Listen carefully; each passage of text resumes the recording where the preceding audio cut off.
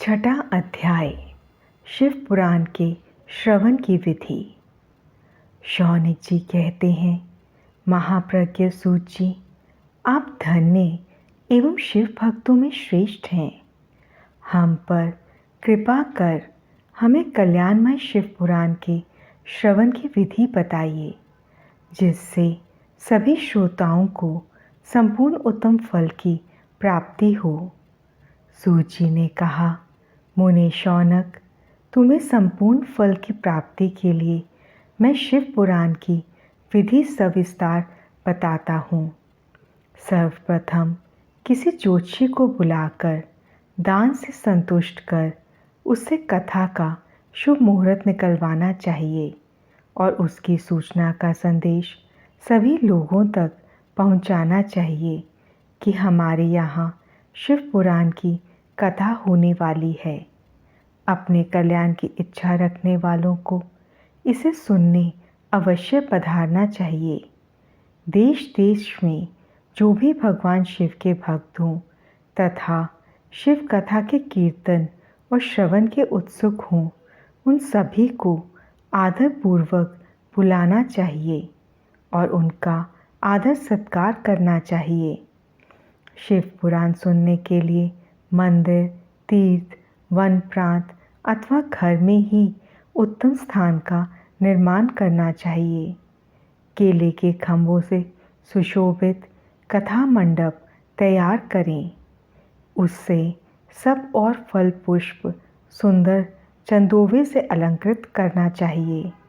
चारों कोनों पर ध्वज लगाकर उसे विभिन्न सामग्री से सुशोभित करें। भगवान शंकर के लिए भक्तिपूर्वक दिव्य आसन का निर्माण करना चाहिए तथा कथावाचक के लिए भी दिव्य आसन का निर्माण करना चाहिए।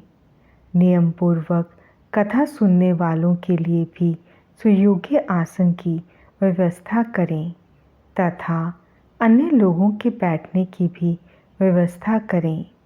कथा बाँचने वाले विद्वान के प्रति कभी बुरी भावना ना रखें। संसार में जन्म तथा गुणों के कारण बहुत से गुरु होते हैं, परंतु उन सब में पुराणों का ज्ञाता ही परम गुरु माना जाता है। पुराण वेता पवित्र, शांत, साधु, ईर्ष्या पर विजय प्राप्त करने वाला और दयालु होना चाहिए। ऐसे गुणी मनुष्य को इस पुण्यमयी कथा को बाँचना चाहिए। सूर्योदय से 3:30 पहर तक इसे बाँचने का उपयुक्त समय है। मध्याह्न काल में 2 घड़ी तक कथा बंद रखनी चाहिए ताकि लोग मलमूत्र का त्याग कर सकें। जिस दिन से कथा शुरू हो रही है उससे 1 दिन पहले व्रत ग्रहण करें।